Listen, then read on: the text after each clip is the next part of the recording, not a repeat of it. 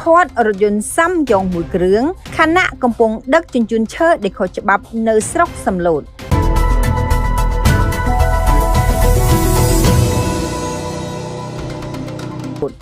ខេត្តបាត់ដំបងកម្លាំងទាហានប្រចាំការទិសសំឡូតសហការជាមួយកម្លាំងអង្គការ Fire Aid ចូលស្ទាក់ឃាត់រថយន្តមួយគ្រឿងខណៈកំពុងធ្វើសកម្មភាពដឹកជញ្ជូនឈើដែលខុសច្បាប់កិច្ចប្រតិបត្តិការខាងលើនេះបានធ្វើឡើងចន្លោះពីម៉ោង11ចូលម៉ោង12យប់ថ្ងៃទី21ឈានចូលថ្ងៃទី22ខែមីនាឆ្នាំ2025នៅចំណុច32ស្ថិតក្នុងភូមិចម្លងរមាំងលើឃុំអូសំរិលស្រុកសំឡូតខេត្តបាត់ដំបងដែលរថយន្តម៉ាកសាំយ៉ុងពណ៌សពាក់ផ្លាកលេខភ្នំពេញ 2B5567 និងឈើគ្រឿងជាច្រើនម៉ែត្រគូបផងដែរលោកឆាយណារ៉េតនៃផ្នែករដ្ឋបាលព្រៃឈើរតនមណ្ឌលបានបញ្ជាក់ប្រាប់នាយកព័ត៌មានឲ្យដឹងថារហូតមកដល់ពេលនេះរថយន្តឈើខាងលើត្រូវបានទាហានសហការជាមួយរដ្ឋបាលព្រៃឈើ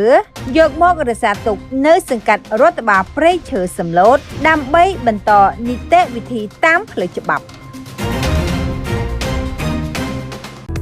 នាំមកជូនដោយហាងចែវិចលក់គ្រឿងកាឡៃកាបូបស្បែកជើងនិងនាឡិកាដៃគ្រប់ប្រភេទបើអស់លោកស្រីអ្នកនាងកញ្ញាចាប់អារម្មណ៍សូមទំនាក់ទំនងតាមរយៈលេខទូរស័ព្ទ089 74 00 46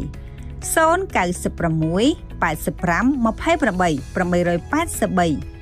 ឬក៏ទៅដល់ទីតាំងផ្ទាល់ដែលមានអាសយដ្ឋាននៅផ្សារអូអំបិលក្រុងសិរីសោភ័ណ្ឌខេត្តបន្ទាយមានជ័យនាំមកជូនដោយទឹកពិសាបរិសុទ្ធ CPHN ជាទឹកបរិសុទ្ធមានរសជាតិឆ្ងាញ់ត្រជាក់ចូលចិត្តដិតអារម្មណ៍ជាកម្មសិទ្ធិរបស់សហគ្រាស CPHN មានដាក់លក់ទូទាំង25រាជធានីខេត្តហើយបងឲ្យលោកស្រីអ្នកនាងកញ្ញាមានចំណាប់អារម្មណ៍សូមទំនាក់ទំនងតាមរយៈលេខទូរស័ព្ទ012 90 39 22 086 21 26 71តើលោកអ្នកកំពុងតែស្វែងរកសាលាដែលប្រកបដោយគុណភាពដើម្បីទៅធ្វើការនៅប្រទេសកូរ៉េមែនទេគ្មានលទ្ធភាពបង់ថ្លៃសាលាចំណាយលើកន្លែងស្នាក់នៅចំណាយសម្បត្តិយន្តហោះនិងចំណាយលើឯកសារផ្សេងៗមែនឬទេសូមបងប្អូនអស់បារម្ភសាលាបណ្ដុះបណ្ដាលភាសាកូរ៉េវិសាលភាពអាចសម្រេចក្តីសុបិនជូនលោកអ្នកបានសាលាមានគ្រូជំនាញនិងបទពិសោធន៍ច្រើនឆ្នាំសិក្សារយៈពេលខ្លីឆាប់ចេះឆាប់យល់ធានាប្រឡងជាប់